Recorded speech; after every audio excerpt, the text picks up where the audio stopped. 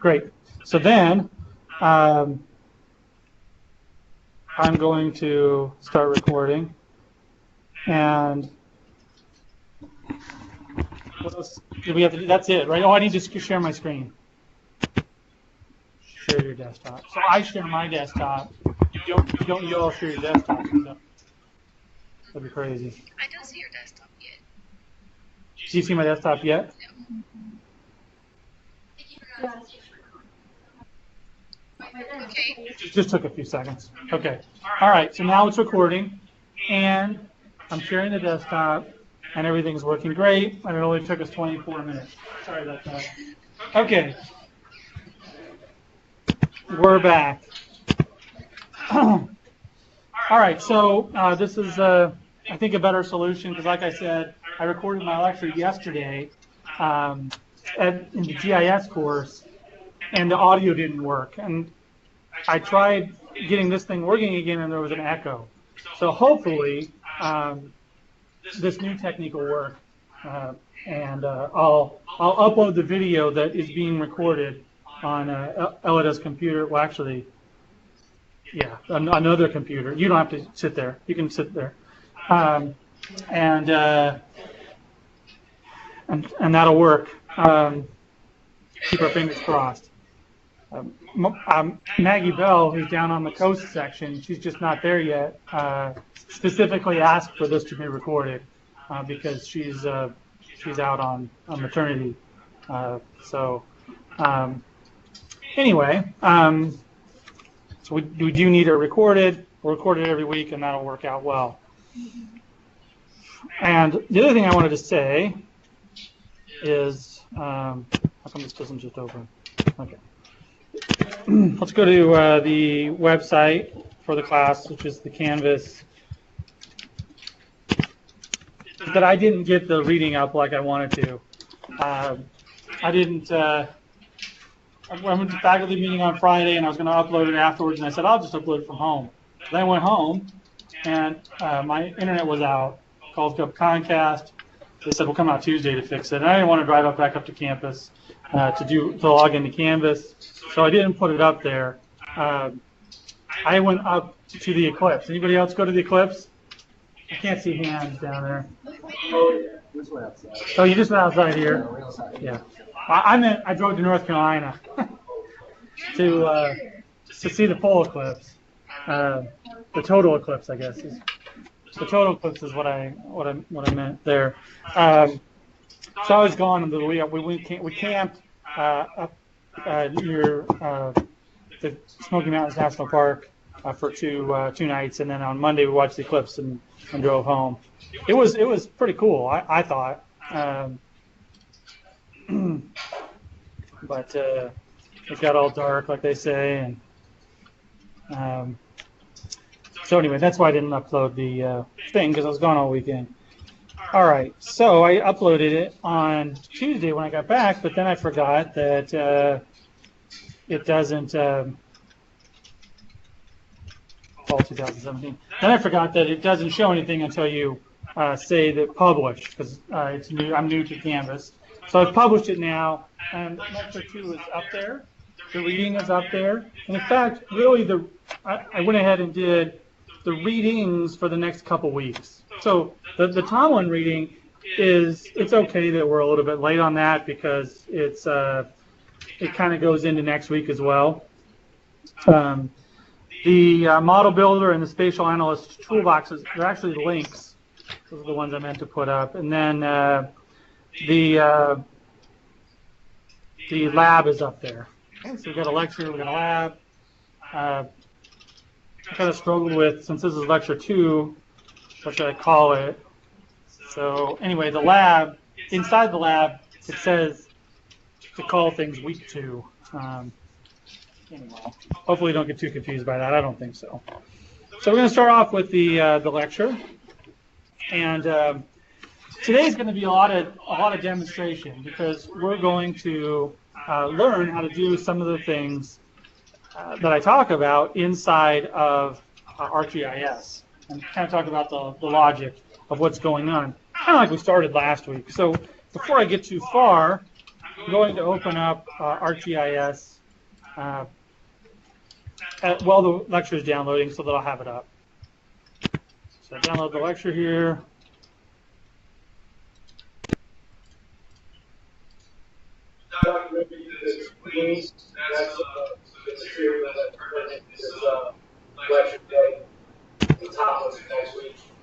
Yeah, well, yeah, I mean, you should start reading Tomlin today. Before next week. Read it before next week. Exactly. And I will post things earlier in the future, usually by the weekend before class. If not sooner, yeah.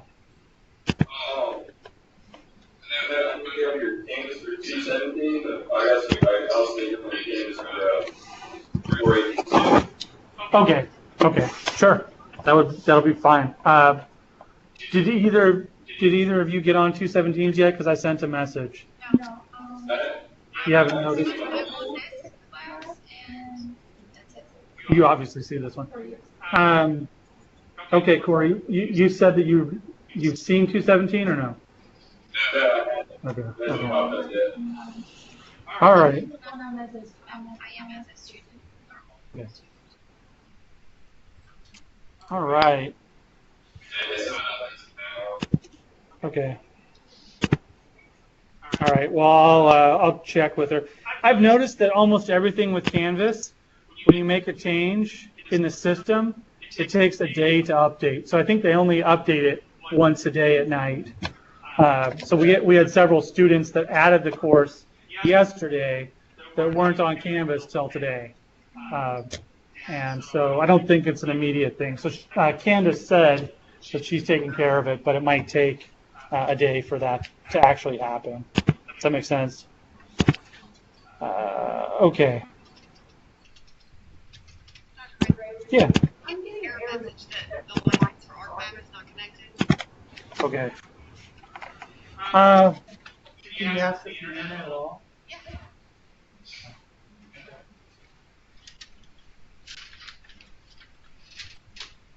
Anybody else with that error?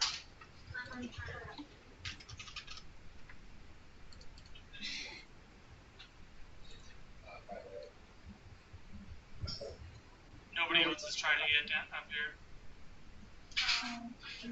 It's your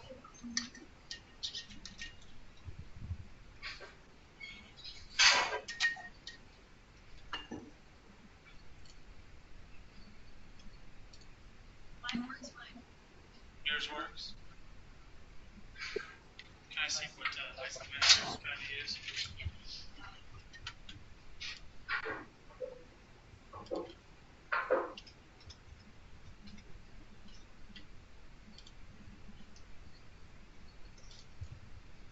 I did use 623.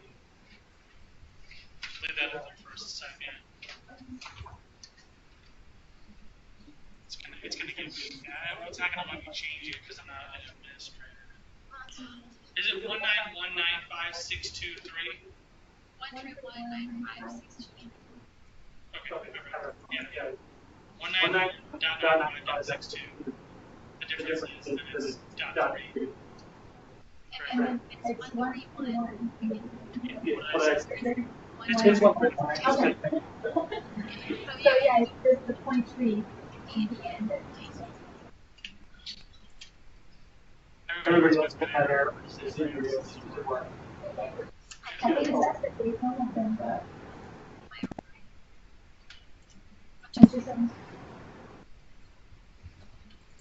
Okay, so you're the only one that has a problem? Okay. I think for quickness, move to today. But we'll fix that. So we need to make a note of that. Okay. And then we'll go ahead and start the lecture, and then as I go through it, we'll use some examples. So we'll go back and forth between the lecture and the lab. All right. I mean, at the lab. Well, it'll be similar to the lab. All right, so today we're going to talk about the concept of overlay operations and a few other things. Start off with an overlay operation. So in the vector world, you did some overlay, I'm sure of it, in your introductory GIS course. You may have done something called an intersection, right? Refresh everybody's memory. Yeah, so our projection looks like it's on, but we don't have anything on our screen. Yeah, you sure? I was, but I think with the disconnects, the reconnects. Yeah, no. Thank you for interrupting me. Or thank you for, yeah, anyway. Thanks for letting us know. All right. Yeah, today's not been the best day, technology-wise, has it? All right. So intersection is an operation where polygons are overlaid on top of other polygons, and we only see the results that occur in both layer A and layer B. So those regions that occur in both. A union is where we see results of all those polygons that occur in either A or B. Okay? So the spatial extent of the output is the sum of all the parts in both A and B. Okay? And then ones that are used less often, sometimes we would refer to it as a not operation, but the vector tool in ArcGIS is often referred to as symmetric difference, or just a difference operation, where it's in A but not in B. And then finally, an exclusive XOR is polygons that occur in A or B, but not both. So really, it's meaning that it's the union minus the intersect. So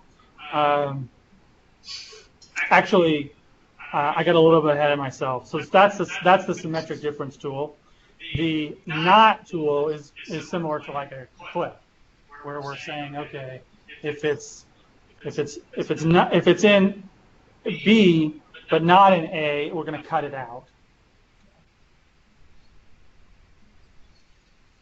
All right, so in raster, we can still do overlay operations, but they're going to be a little bit different. Okay. And in fact, a lot of raster operations, not that vector operations don't, but raster operations really fit well into this concept called map algebra that was introduced by Dana Tomlin and Joseph Ferry in the early 1970s. And this is the paper that you're going to read this week.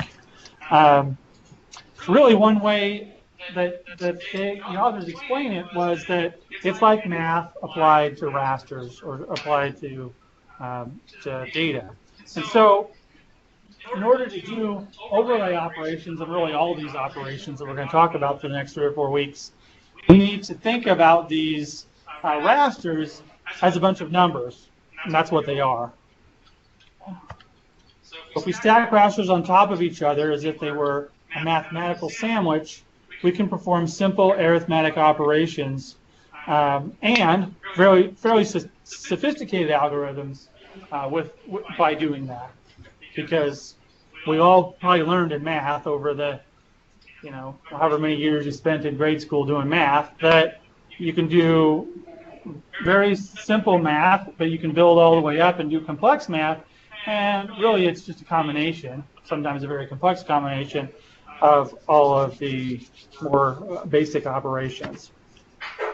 So here's how Tomlin expressed the concept of map algebra.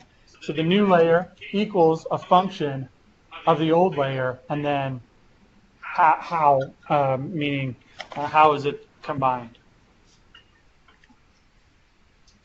So here's an old graphic, an old ESRI graphic showing that mathematical sandwich where instead of using actual lettuce, tomatoes, and beef, we've got a raster. Remember, those are just a series of numbers. Okay, I asked a question there. What assumption is being, what assumptions maybe are being made about the different layers that enables map algebra? We covered a couple of them last week. Anybody got any ideas? Yeah, the same cell size. The projection. That's right. And so we need to do that. We'll cover that a bit in the lab. In fact, let's go ahead and switch over to that really quick, because I want to talk about some concepts that will allow us to make sure that's the case. So I'm over in ArcMap now, and I'm going to load up, just like I did last week, I'll load up that same data that I had of the USM. I forgot where I put that. It's still not working on that computer? Do you want to do it with me? If you don't buy the computer, we can do it together. Yeah.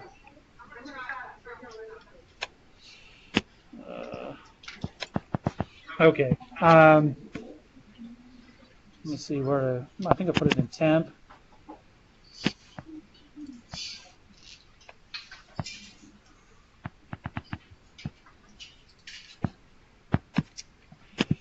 Well, anybody, if they want, can follow along here. It is in files, and it is this USM DEMs.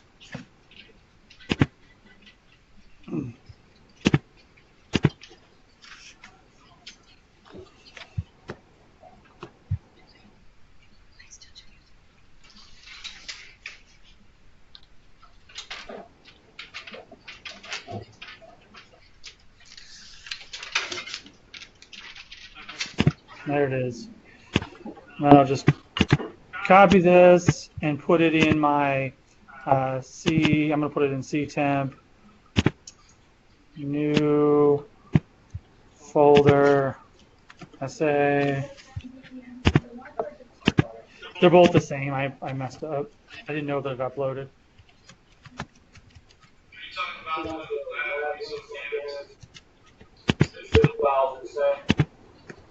Yeah, the USM DEMs.zip. Yeah, both of the ones on campus are the same.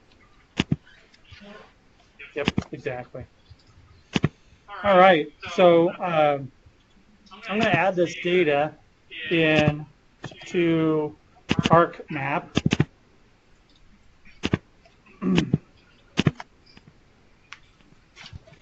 And these two data sets actually do line up already. If we zoom in all the way, that might be apparent. So zoom in really tightly so I can see individual cells. They're hard to see, so maybe I'll change the symbology a bit, like I did last week. But you can see this jagged edge right here, and if I turn this layer off, you can see the same. I'll zoom in one more time. Okay, so you can see some of those cells. If I turn this other layer on, you can see right here that they line up. Okay. What if I had two rosters that didn't line up perfectly? Well, I can take that is something that gets corrected if I do an operation. Let's see. I probably actually should, as an example, have something like that. So under Spatial Analyst tools, if I want to create a new raster that is the same exact extent as an old, actually here, why don't I do this real quick? So I want to take this raster and change the cell size, for example, okay? I can do that in a couple of different ways. One way is to use the tool that does it, which I can't even find it. It's probably actually up here. anyway, the way I'm going to show you is to do some sort of mathematical operation. If I have a number, any number, let's call it x, and I want to multiply it by another number and get x, what's that other number? 1, right? So I want to add, what's the other number? 0, yeah. So x plus 0 equals x, x times 1 equals x. So I could do a operation under math. I could do times. Where's times? I'm going to multiply this bare earth layer, the one on top, USM DEM. I'm going to multiply that in our toolbox. I open up our toolbox, and I'm going to multiply that by, yeah, I guess that's fine. I'm going to multiply that. What's that? RTIS is really annoying when you try to get the stats.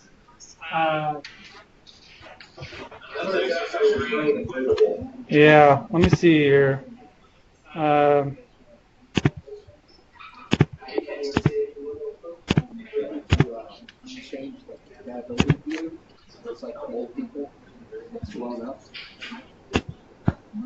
That's up brightness. Let's see. That makes it worse. I had it on 225, right?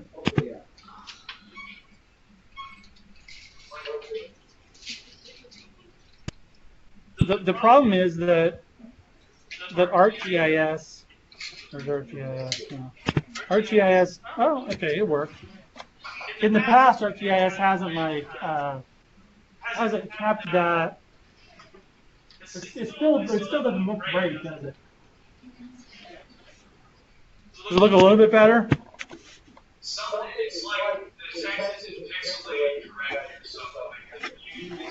Yeah, well, you're.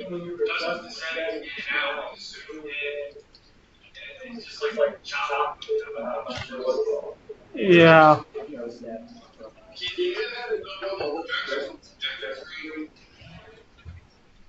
I don't know. Now, you're looking at it on a TV, right? You're not looking at it on a projector? Okay. Because on that TV, it's probably an older TV, so it's probably just a 1080 TV. Okay. So is that But it's like a practice size goals. If you can make it larger, they might be able to read it. But that might just be something to reread that you can do about it.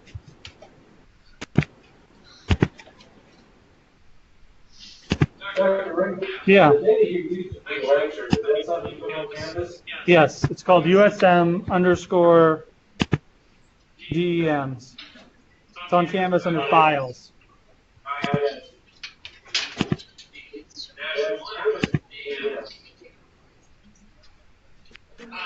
Sorry, they're both the same. That's somebody asked that question up here. I guess you didn't know the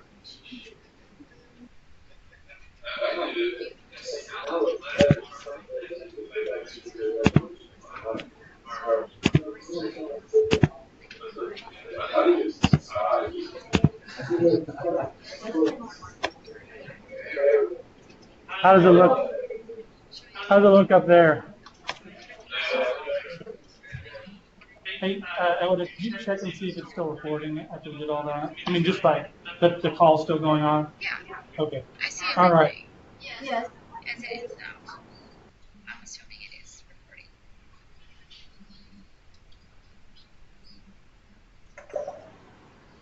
That's as small as it gets. It gets larger.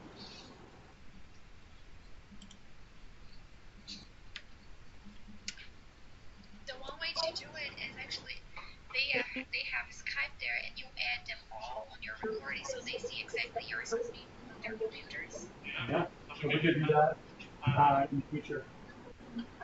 Yeah. So, but the main problem is they bring up RGIS. Yeah, that's true. All right. So, anyway, the confusion is down there it looks better, right? Yeah. Up here it looks worse. So that's the issue that we're trying to figure out. It cuts off part of ArcMap. So would it be bad if I just went like that maybe? That make it look a little bit better? Okay. So I'm taking this USM bare Earth, not IMG, and I'm multiplying it by 1, which should give me what? Same thing. Yeah, the same thing. Here's where it's going to put the output raster. Now, like I said, the goal here is to actually change the cell size, and perhaps we would even want to change the resolution. Okay. Has anybody used the environments button down there before? You did that with Dr. Carr? Okay. So that environments, but yeah, go ahead.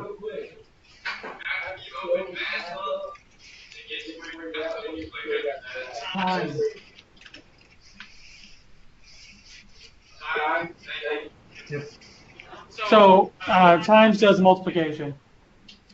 All right, so I'm going to click under environments, and environments allows me to like set up lots of different settings. And the one that I'm concerned with is these raster analysis settings.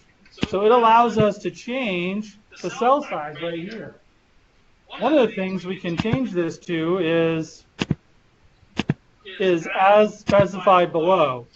So I can change the cell size. I don't know what the current cell size is. Probably be good to check. Let me just look right here. This was a LiDAR data set that's been turned in points that have been turned into polygons. Okay, so I'm going to look at here and go under source, and I can see that the cell size is 5 by 5. So if I want to resample this, go back to environments, go back to raster analysis, choose the cell size. I don't know why it's doing that. And say, as specified below, I could change that to 10. Okay. So now it will do the math multiplication, but the output will be a 10 by 10 grid instead of a 5 by 5 grid. So if I say OK, and I say OK again, it's going to do that math for me. And take a few seconds here. But when it finishes, it'll be a 10 by 10 grid, and we'll be able to see that. I'm not sure, it's up to ArcGIS, where it's going to determine the corner is going to be. It's also going to check if, okay, so now, yep. So now if I go to source, on the final one, it's 10 by 10. Let's go up to the very corner and see what it did. Zoom out here. Zoom into the corner. Okay. I'm going to turn off this one. Turn this one on.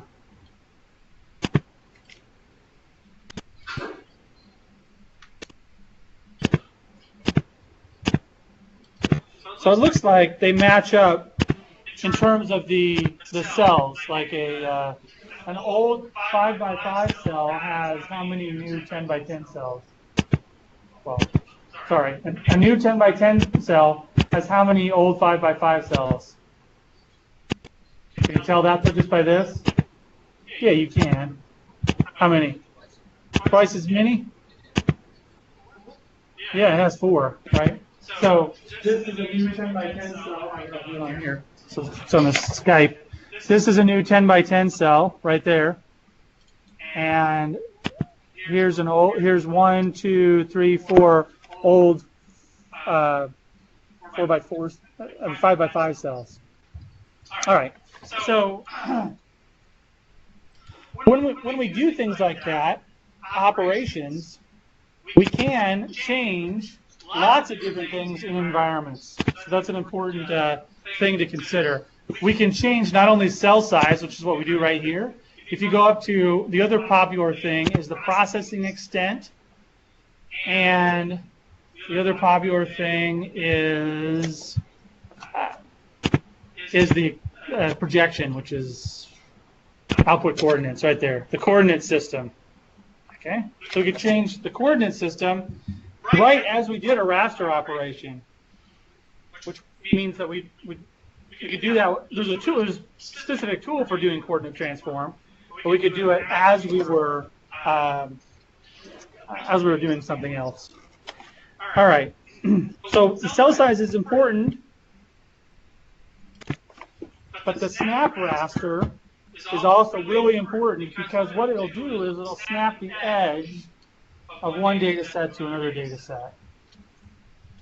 So sometimes when we have two rasters that don't quite line up, we can use the snap raster, and you can specify, okay, I want the snap raster to be one of these other data sets.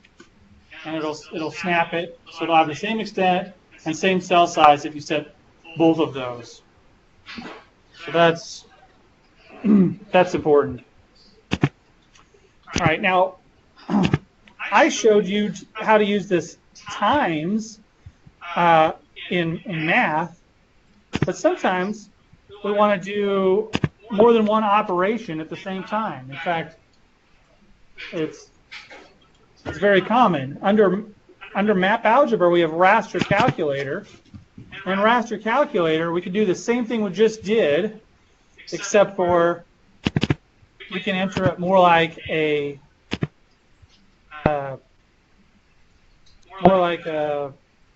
actual mathematical equation. Bare Earth times 1. That has the same effect. We can set, under environments, we can set the snap raster or the cell size just like we did previously.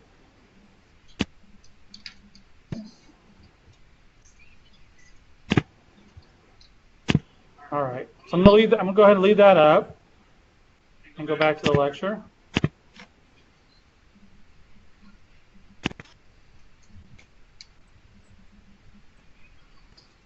So we've seen one of the examples of the first one here, an arithmetic map algebra operator. Did that one not work too? Oh, okay. Oh, okay. So you can go back and forth. All right.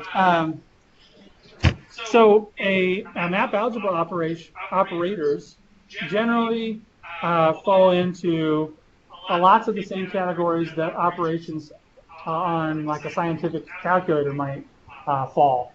So we've got arithmetic operations like multiplication that we just showed, and we're going to go through each of these: relational, Boolean, logical, or combinational. And we're going to use these to do raster overlay. So we're going to talk about how they can be used for that purpose. So arithmetic operators allow basic map arithmetic to occur. This is a slide from the book that we use in the first class, so it's not any surprise, but just as a review, we could take data from one layer and add data from another layer and get a third layer. Okay? This is very similar to what we just did, except for layer A was a layer and layer B was just a constant, so every value was multiplied by 1. So you've got addition, subtraction, multiplication, division, and then some other ones that you might not have thought about or even used that often. Anybody know what the modulus operator does? The modulus operator? It is on some calculator. Yes. So it does integer division, and then it gives you the remainder.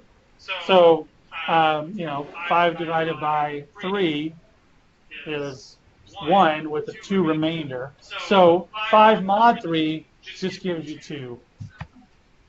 The mod operator turns the remainder of division operation. So here's a slide. This is the ArcGIS screenshot from the ArcGIS help about this particular operator. And so in this class, you should become very familiar with the ArcGIS help. If you don't know what a particular operator does, or if one exists for what you're trying to do, you could often find the answers in ArcGIS help. So they always have a diagram like this that shows the two grids, or sometimes more grids, or one grid. But in this case, you enter two grids, or a grid and a constant value, and then it actually shows you the result.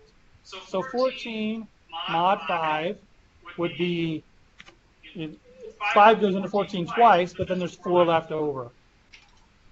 Okay? 0 mod 0 is 0. Okay? But let's look at this. Let's see. Yeah. Let's look at this one right here. No, sorry. 0 mod 1 is 0. But 0 mod 0 is, what's this gray one represent here, do you suppose? Yeah, it represents no value. Why does it represent no value? What is anything divided by 0 the way we've defined it in mathematics? Yes, it's undefined. So it by default, it doesn't put out a value, which is a proper value. Like if you did it on a calculator, you'd get it, like it would say E. Most calculators do that. Okay? So anything divided by 0, I know that the only examples here, oh no, this is one. 10 mod 0 is also no data. Okay?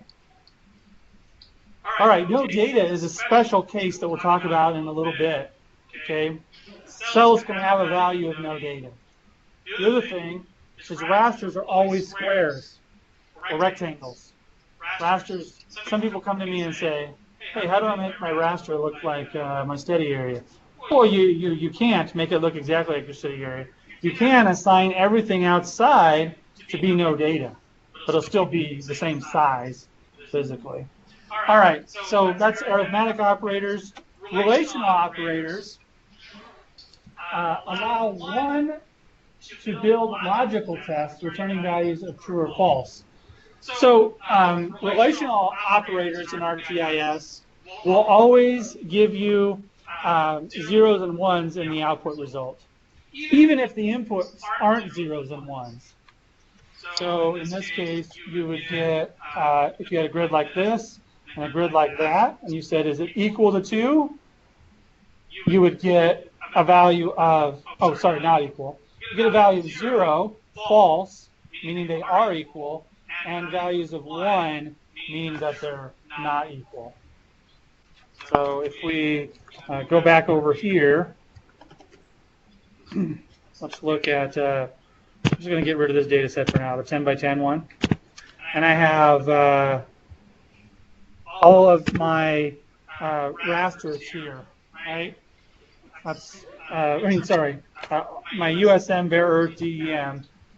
And I could do a raster calculator and say Bare Earth, keeps doing that, that's fine.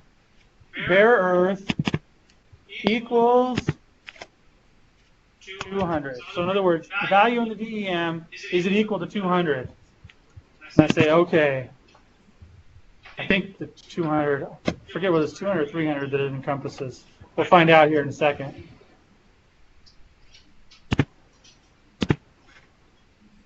All right, so there are some 200s.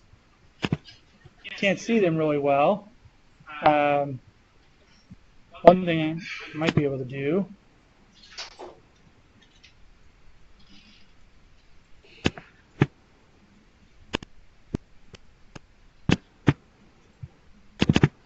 is change the symbology and change these zeros to no color, and the ones we'll leave at 1. I still don't see them, but they are there. How do I know that they're there? What I just did was looked at the attribute table. If there's less than, I don't know what the exact number is, but if there's a certain number of integer values, it will tell you how many there are in the attribute table for this raster. So there are 667 cells that have a value of 200. Well, they have a value of 1, but they had a value of 200 in the Bare Earth layer. Okay? But we did something like this last week. We just didn't show the attribute table. Remember we did... exactly. It's a value of 200 in the raster, which in this case represents elevation. Exactly. Yep. All right. So last week when we did the same thing, but we did bare earth. I think greater than 200, right? So that was another. That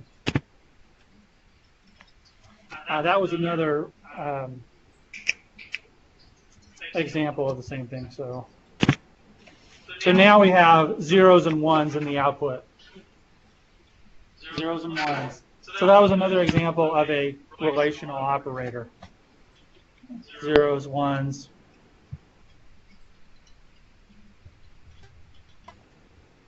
So we've got all sorts of examples of this. Equal, not equal, less than or equal to, greater than or equal to. Okay, Boolean operators are similar in that they do zeros and ones as the output, and they allow for logical tests. So the operator examples are not, and, or XOR. So some examples here where we have a value of 0 and a value of 1, and we're testing and. Both have to be true. Now what is true and what is false? Well, we see in the output 0 means false and 1 means true. But what about the input? In ArcGIS and most computer software programs, it's computer software really that's underlying this, any non-zero value is true and 0 is false.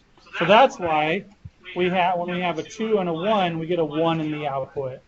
And when we have a 2 and a 2, we get a 1 in the output. 3 and a 1, a 3 and a 4, we get a 1 in the output. Because those are both true. But anytime we have a 0, the 0 carries through.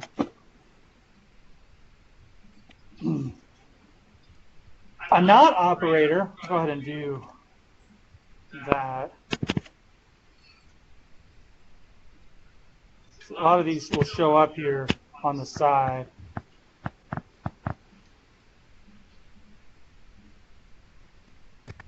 Don't see not. Ooh.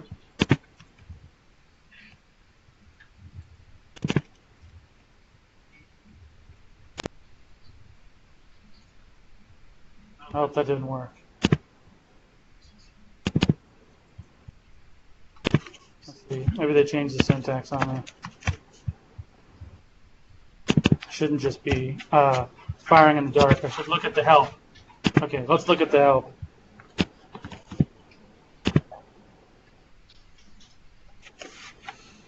So I'm going to look at the help and try to find the not operator help.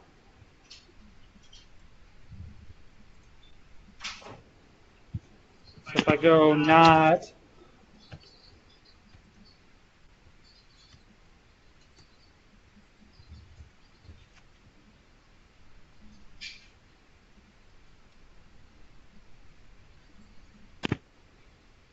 okay, performs a not operation on the binary values of an input raster.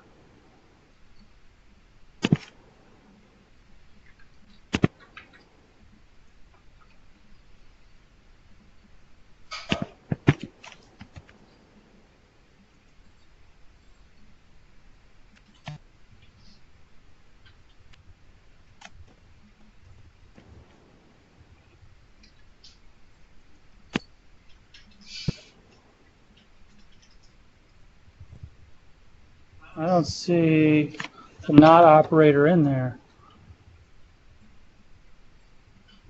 besides the bitwise one, and that's slightly different.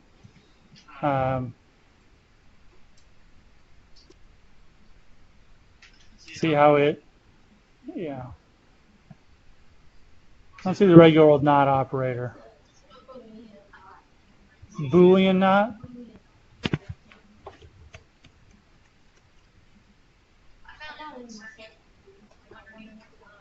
There's Boolean or.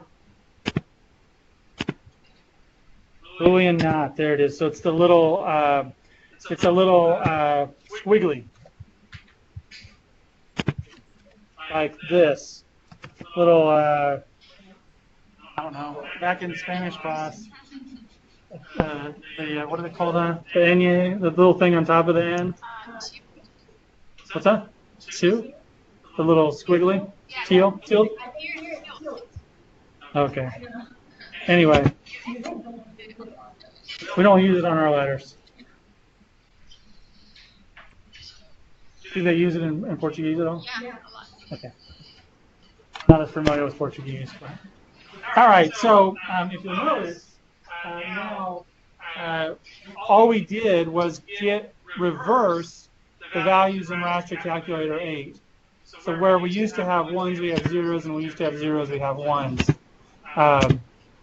Because it's not the value that's in the other one. All right. That was. It basically just reverses. Anything that was true becomes false. Anything that's false becomes true. Yep.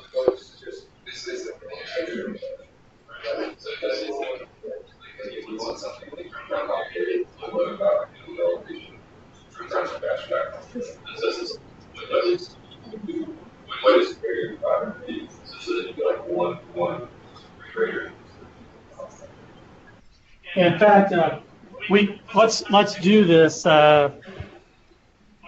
Let's do something like that. It says, for example, you could find all the slopes that are greater than 45 degrees and have an elevation greater than 500 meters. Now, I chose to download an area by campus, the USM campus, the main USM campus here, the Hattiesburg campus. Does the Hattiesburg campus area even have any areas that the slope is 45 degrees and an elevation greater than 500 meters? No, there's nowhere.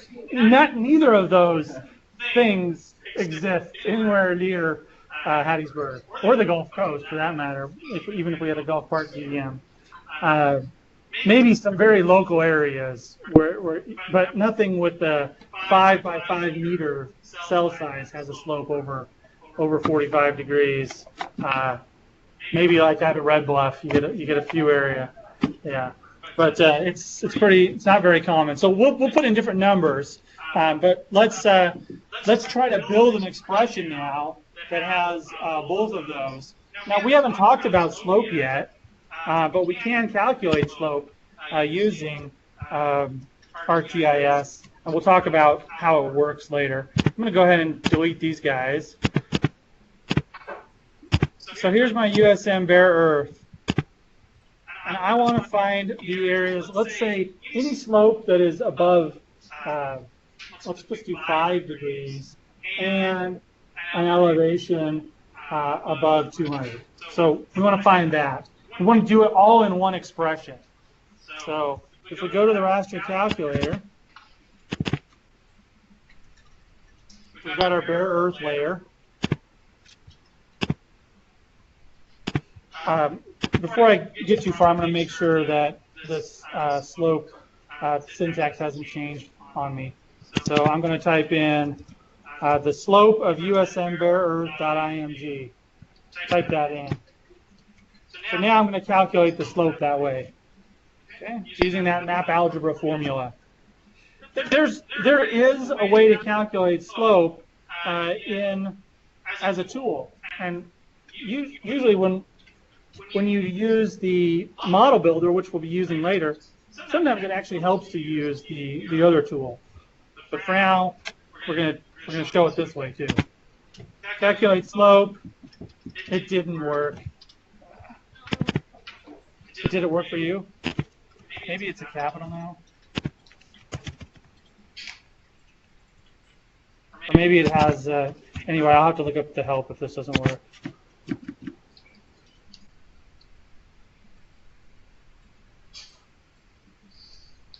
There we go, that works.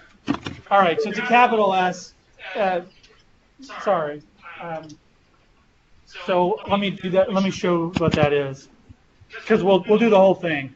So it's a capital S, And the reason that some of these commands changed in the last few versions was that they really integrated this programming language that they use called Python. And now, almost all raster calculated expressions will work right inside the Python programming language. So it's actually kind of a cool change that they made, but it does make things sometimes, like this. In this case, it made it case sensitive, and it adds a few other quirks. But so it's slope capital to get the slope. All right. So if we wanted, the numbers that I said were, if the slope is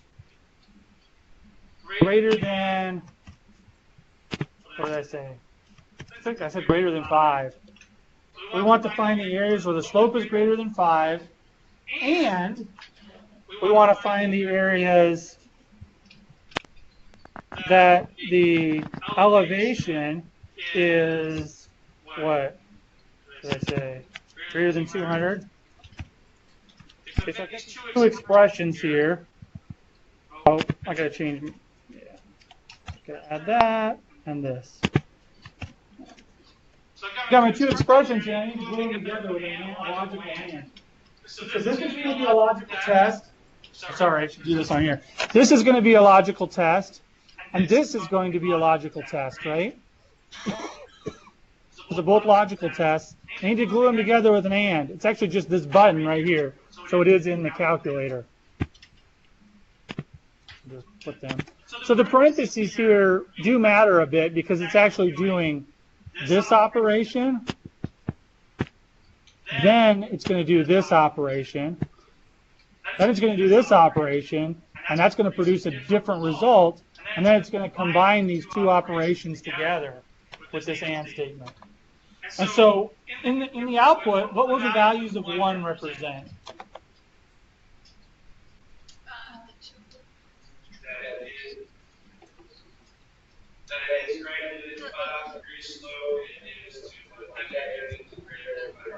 Yes, I put 200. I mean, I put 100. Sorry. Thanks for the correction. So yes, the outputs will be the slope is greater than 5 and the elevation is greater than 200. It'll get a 1. So what happens if the slope is greater than 200? Will it get a 1? Not necessarily. The slope also has to be greater than 5. Yeah. So no. If it's just, I meant to say just, which is probably what you heard. So yes. All right. So I'm going to go ahead and hit OK. It's going to evaluate both of those expressions and glue them together. And it's going to create a new layer here. Okay. So those areas that you see there that are purple have a value of 1. So those are the areas that are greater than 200 and have a slope greater than 5. So those might be, this one back here, I imagine those might be areas where a certain type of fir tree grows, only in steep areas that are up high. Okay, so but these might be areas where we're definitely definitely not putting. These might be areas where we're not going to put like a new store or something because we don't want them. Actually, I don't know what 200 feet would have to do with it, but we definitely don't want them on areas that aren't fairly flat. It's interesting. Seems to be a lot of large slopes south of town here, or at least 5 degrees or greater slopes. You can see they're going into different drainage areas. So it's kind of cool. What's that? The USM football stadium? In the not in this one, right? Or can you see it in this one?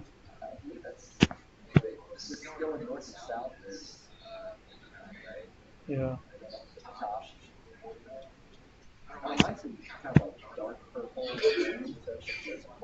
Yeah.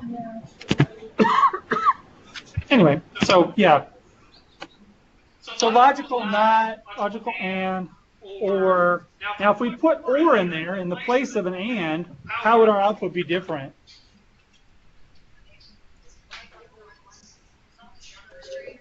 Where either one of them's true, right? So it probably wouldn't even be very useful, but all of this area here would be a value of what? Everything over 200 would get a value of 1, and everything that was also down here would also, that was a greater than 5 slope, would get 1. Now, one thing that you could do is you could be like, oh, I didn't quite do my math right. I messed up. One thing that I want to show you all, if you go under the results, you can always rerun a tool by double-clicking on it. You don't have to rewrite the whole expression. One of the things that it does is if you don't change this part right here, if you don't change that, it will write over your other one. If you do change it, it'll write... Sorry.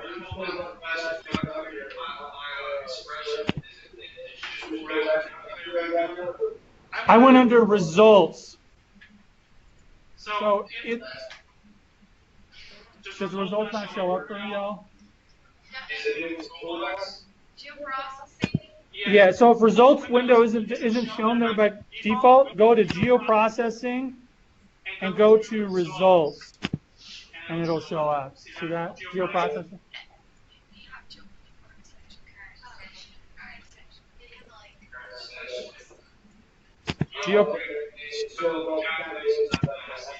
Yep, and if you double click on raster calculator, the last one, it'll show you the last one you ran.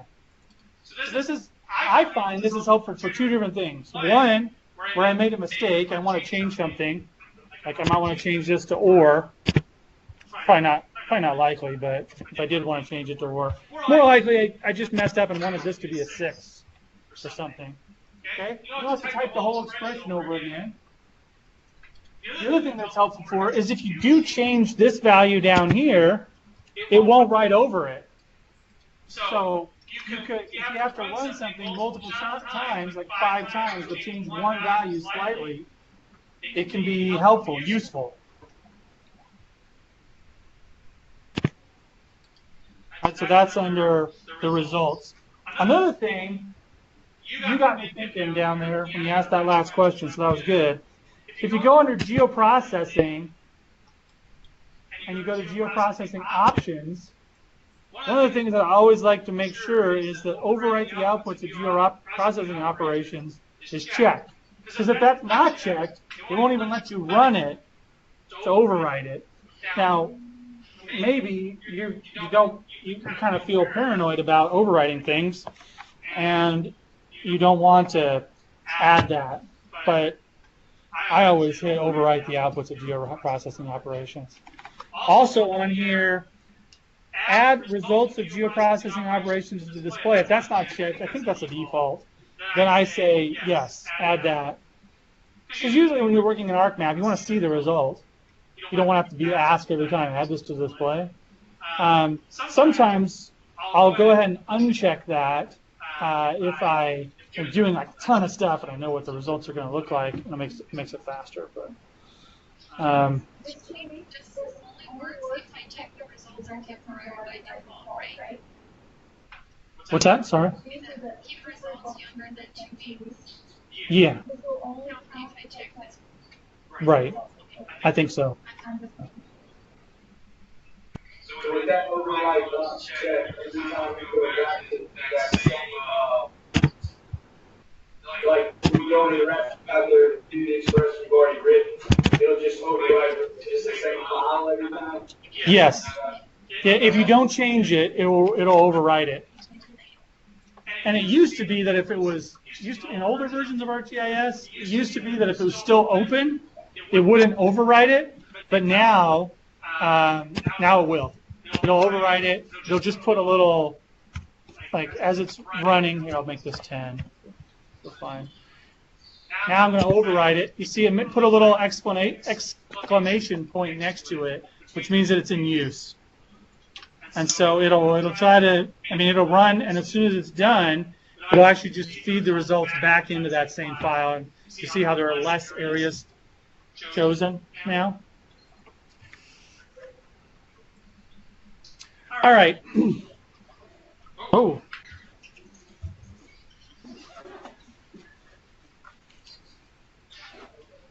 Let's plug this in so that.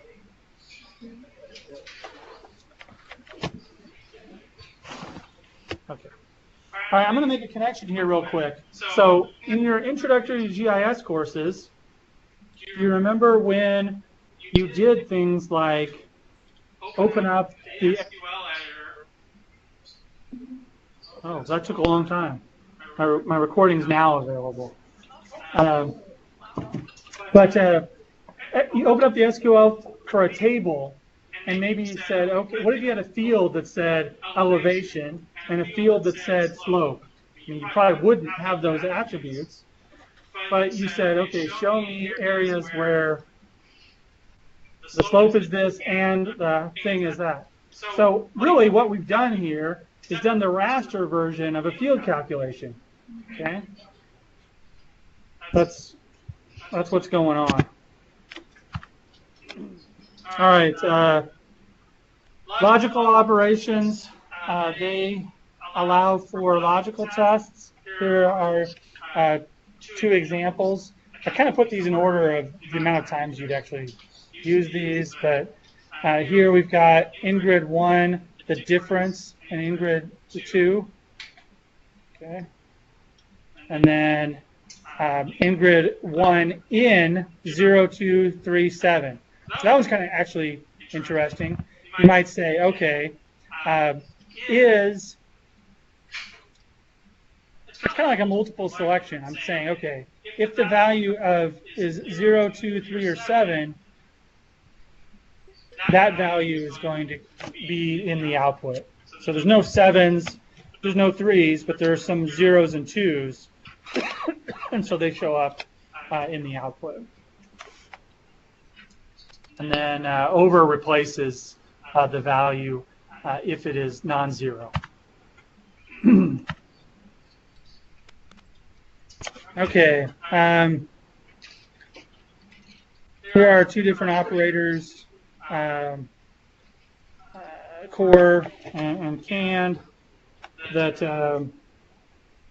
can be used for finding all the unique combinations of values and assigns a unique ID to each. So I rarely use these type of operators, but they're there. One of the ones I didn't put in that I probably should have are actually I talk about it later. I'm talking about ones that basically summarize the number of values, or the cross-tabulate the number of values in each. Okay. Conditional processing. Conditional processing is helpful in eliminating areas from consideration and useful for creating analysis masks.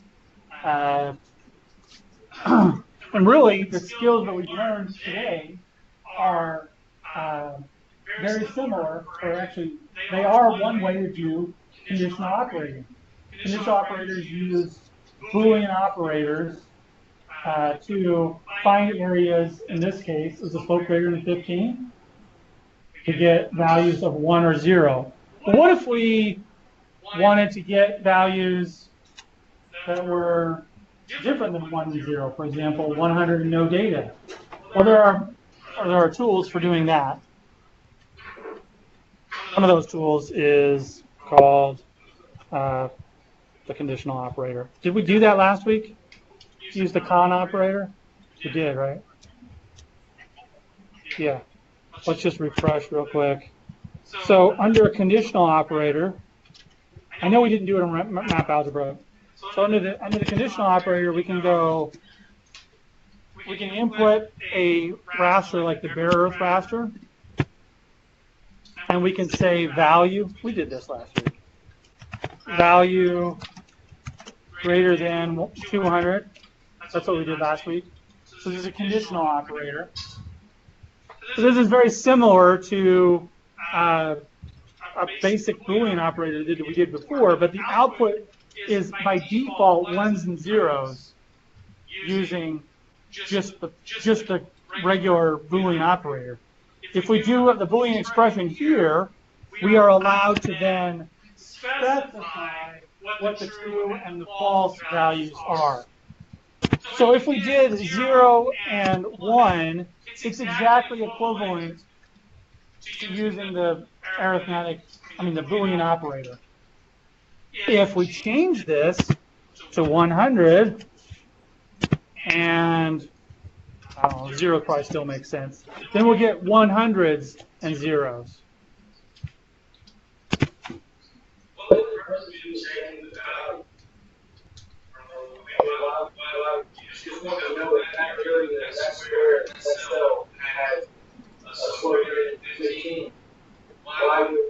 True or false? Why? Yeah, why would it matter? It is true that with a raster calculator expression, you could still get 100s, right? Because you could go like this. Map algebra raster. If I just took this guy and did a plain old greater than 200, then multiplied it by 100, I could get the exact same result that I just got using the conditional operator, right? I'm going to get the exact same result, 100s and zeros. So the question is, why is one better than the other? And the answer, oh, sorry. Yeah. No, go ahead.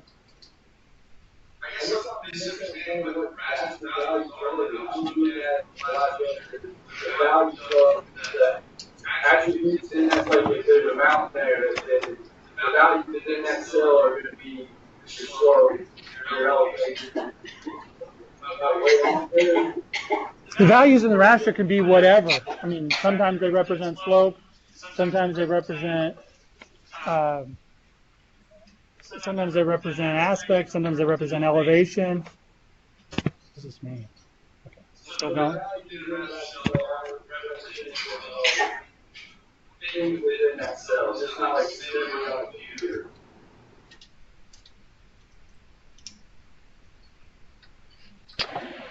What do you mean by memory on a computer?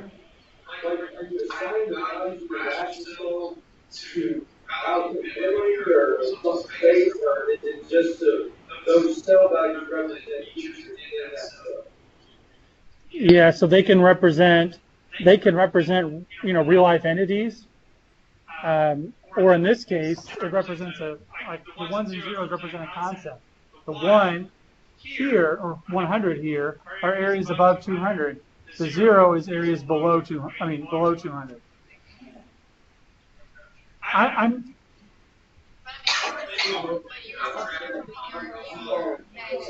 What's that? Yeah.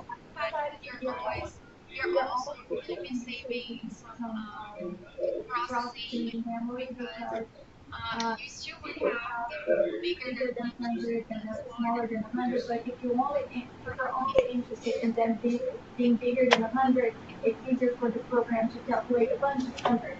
Right. Out of a bunch of zeros, then. So yeah, what we're doing is learning the building blocks to answer questions. Like we need to learn all the building blocks to be able to answer a question. We've answered a few like basic questions, like show the areas that meet both of these criteria.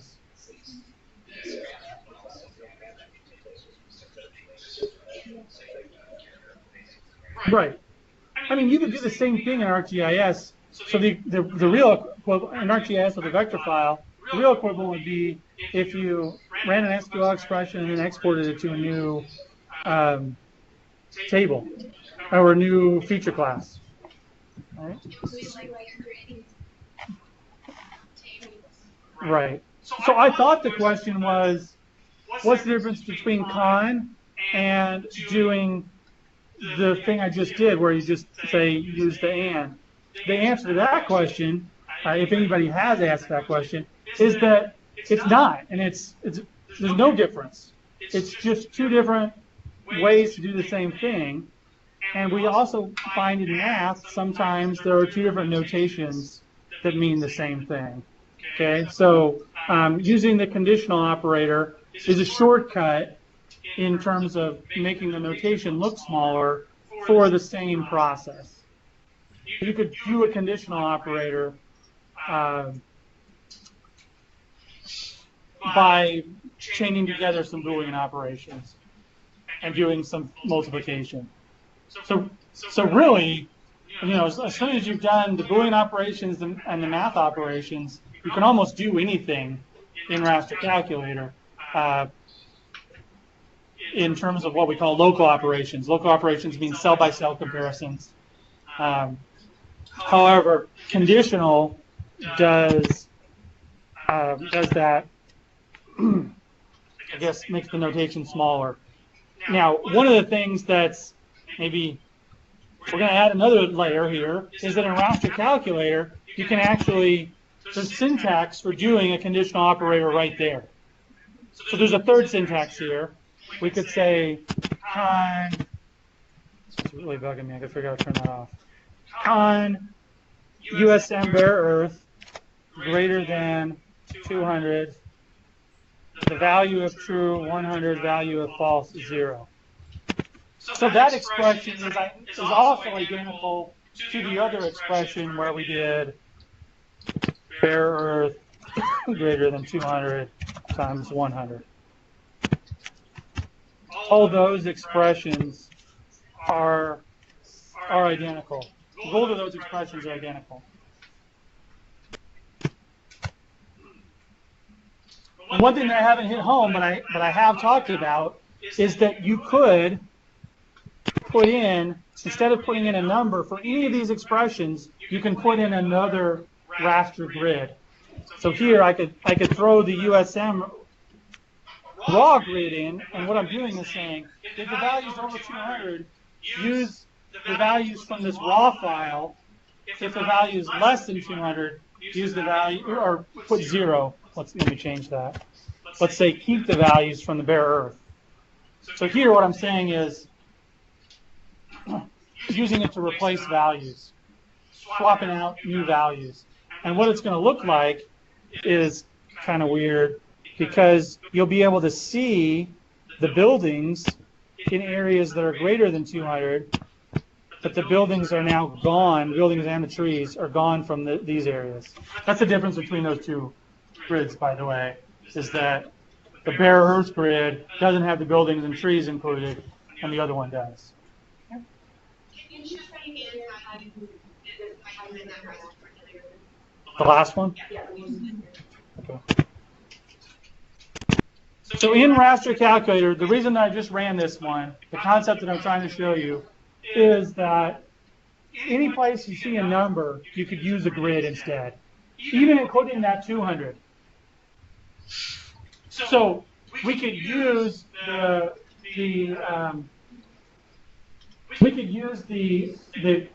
grid to find out where there were values. Okay, so let me do this expression real quick and see if you can find out what it's doing.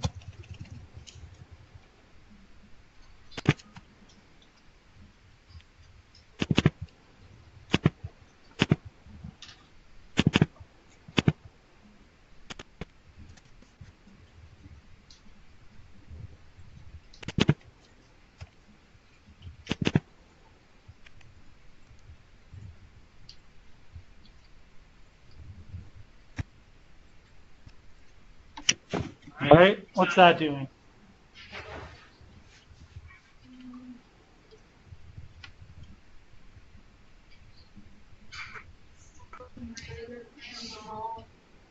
So the bare earth image is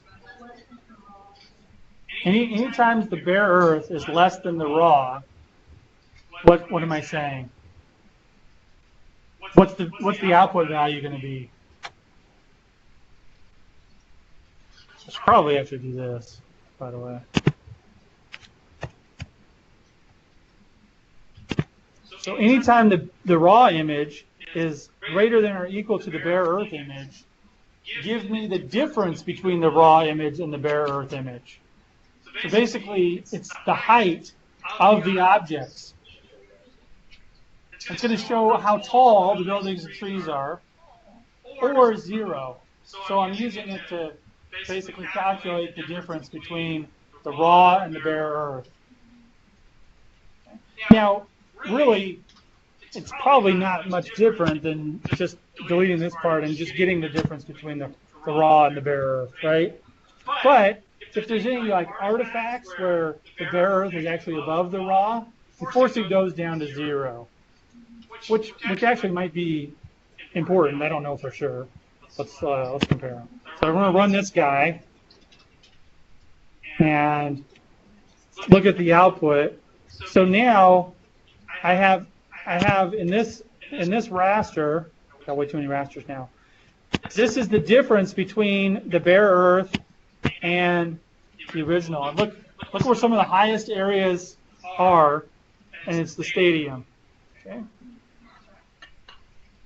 All right. Now let's look and see if we had just run the difference between the raw and the bare earth. See if there were any areas where the bare earth happened to be higher. Because really, those are mistakes. We could call those mistakes, blunders. Those are not real. It's not, the bare earth is never above the thing, but you could see that there actually are some. I wonder where those are, because that would be interesting.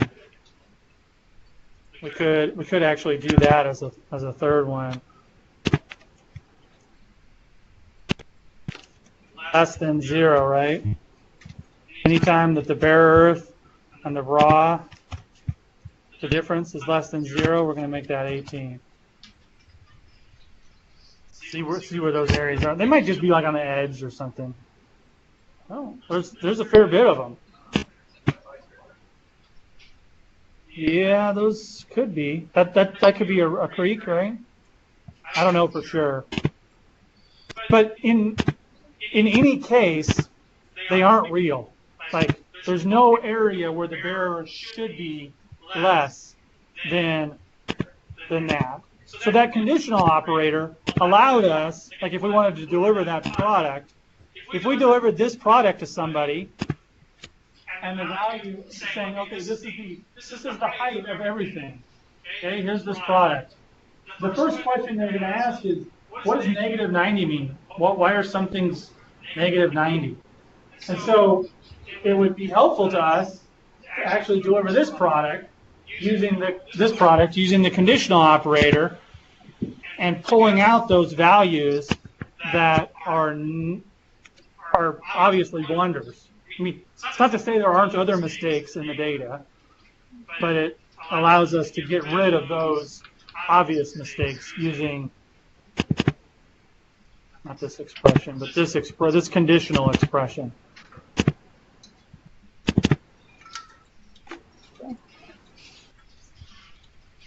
All right. All right, so this actually going to get us right into this next topic. Areas in which a value is not known or does not exist. So we're going a little bit over the lecture part here. The lab part, we're just going to, it'll all be combined in the same one. All right, so areas in which a value is not known or does not exist are no data. So different GIS systems store no data in different ways. ESRI actually uses codes that is negative 999 by default. You can actually change it, but by default it's that. But you don't even see negative 9999. It's not important. It's just that's what it stores it as. No datas are interesting because no data values work like super zeros. If you multiply them by no data, it equals 0. But also, if you add it to no data, it equals 0. If you divide it by no data, it equals 0. if you do anything to no data values, it equals 0. It equals no data. It always, any operation involving a no data cell will equal no data in the output. Okay? And so it's a special case. If you want to change something to no data, when you use it with any other data set, it will remain no data forever. Okay? So sometimes you need to get things out of no data, or you need to put them in no data. So there are special tools for doing that, for giving things to no data. For example, if we wanted to take everything that was over 200 and assign it no data, we can do that. That is called set null, that operator, set null. Set null takes a condition, and anything that was going to be a 1 is going to now be no data. So anything that's true. So if we go back down to bare earth and we say value greater than 200, it's going to now equal no data in the output expression. So the false value typically is going to be the bare earth, the input. It doesn't have to be, but it could. So now anything that is equal to 200 is going to be no data. It's going to be setting it to null. All right? So now, by default, ArcGIS makes no data as if you can't even see it. So these areas right in here are no data, and you can't even see. You see through to the layer below it. So it's as if you've clipped it. And this is the closest you can really get to clipping a raster, is setting things to no data. In fact, there's a tool called clip raster, but this is all it does. Is it takes a raster and assigns the values outside of a polygon to no data. Okay? All right. So that's set null. The opposite of set null, I kind of got ahead of myself. No, I didn't include a slide on it. I thought I did. The opposite of set null is null. So if we went in here and said is null and said set null and signed a 1 or a 0,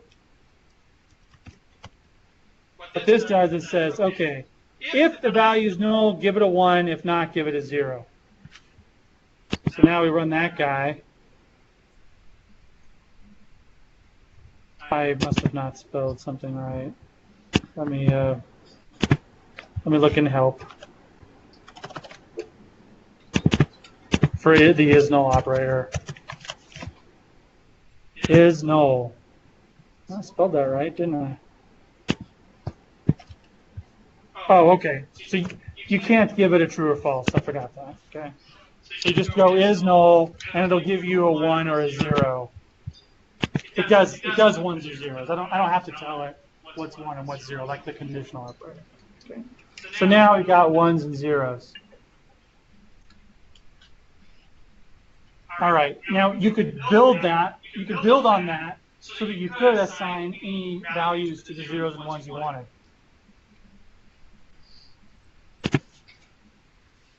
All right. So today we've talked about lots of different map algebra operations, but there also are what we call functions. They're high-order GIS map algebra operations that are built on the more basic operators, and we'll be learning about those later. One of the ones that we did use today is called slope, and they sometimes can also require other raster layer input values. One of the ones that we'll use today when we get to the lab is the Euclidean distance. Euclidean distance takes a layer and then turns it into a raster where every cell represents the shortest distance back to that layer. That's a special map algebra operator, or a function.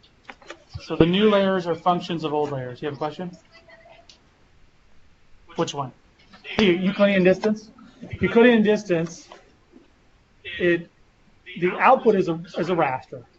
Every cell represents the shortest straight line distance back to a feature in the input.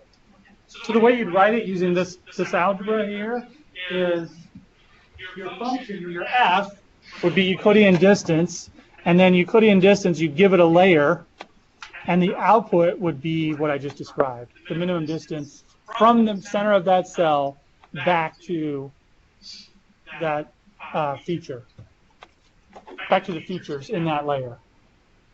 We'll show it in the lab. What's that? Do you select the cell you want the Euclidean distance to be from? It creates a raster. So every cell has a value, and it's the shortest distance back to that feature in the input. We'll do the lab together today, so we'll get that. All right. Today we've done almost all local functions. Local functions look at one cell and look at another cell. They're the equivalent, as I mentioned before, they're the equivalent of doing a calculate field expression. But really, we have 4 types of map algebra functions. And we're going to go over these in the next few weeks. Okay? We've got a focal or neighborhood operations, and they're concerned with a neighborhood of values, looking at a group of values at the same time. Slope is actually a fancy focal or neighborhood operation. You could actually, and we will, do slope as a series of neighborhood operations. Zonal operations are kind of like polygon overlay, where we ask, what's the total in this area or zone? We'll go through each of these. This is like 2 weeks from now when we talk about these. And global is kind of like zonal, but it's for the entire set of data. So we might say, what's the average elevation in this whole data set? That's a global operation. What's the average elevation in this polygon that represents the USN campus? That's a zonal operation. Okay. What's the average elevation in the 10-meter circle surrounding every single cell? That is a focal operation. So you probably see the application of the global and zonal. Okay. Global is actually not used that much. Zonal is used a lot. When cities report the elevation of this city is X, and that might be the average elevation, they can calculate it in GIS using a zonal operation. Okay, what about focal operation? Why would that be important? Well, it has the one I just said, the average elevation of all the cells surrounding every cell has the effect of smoothing a raster. Okay. So when you use those filters after you classify it, you're actually doing global. Yeah. So a smoothing filter is a focal GIS operation, a neighborhood GIS operation. Okay. Yeah. All right. So before we talked about these, brought that up before. But now you could see how it's possible if you had, like, let's say a GIS layer that represented,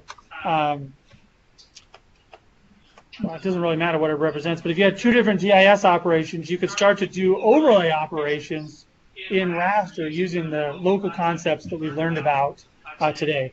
Where it gets kind of tricky is, let's say you had a layer that represented buildings, and you had another layer that represented land cover, and you want to find out what type of land cover every building was in. Okay? How would you do that mathematically? The buildings all have a unique ID associated with them, and that's what's in the raster. 1, 2, 3, 4, 5. The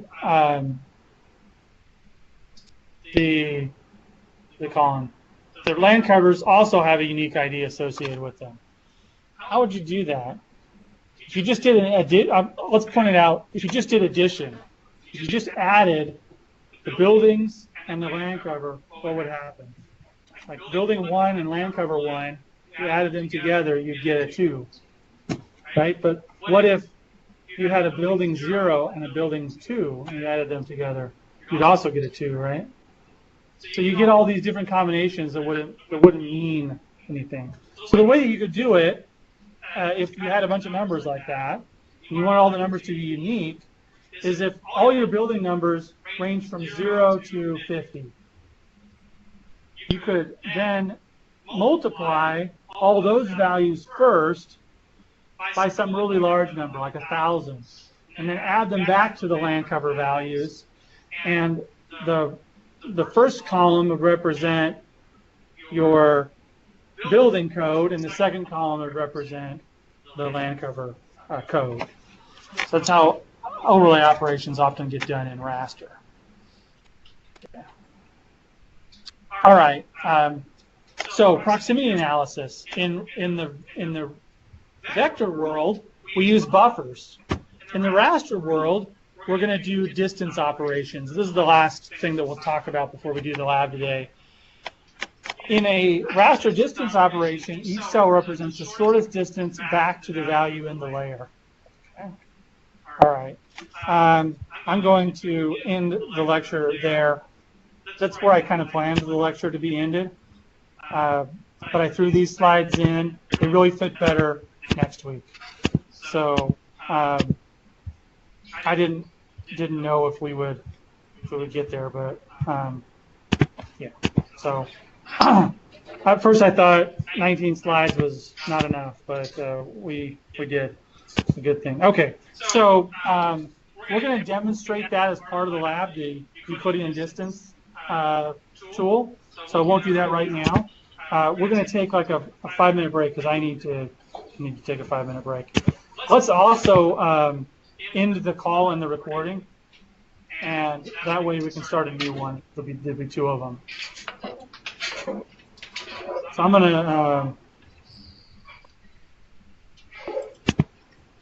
gonna say stop recording, and then I'm gonna end this call, and then let's take a 10-minute break. Come back at 3:05. So you are recording all this, right?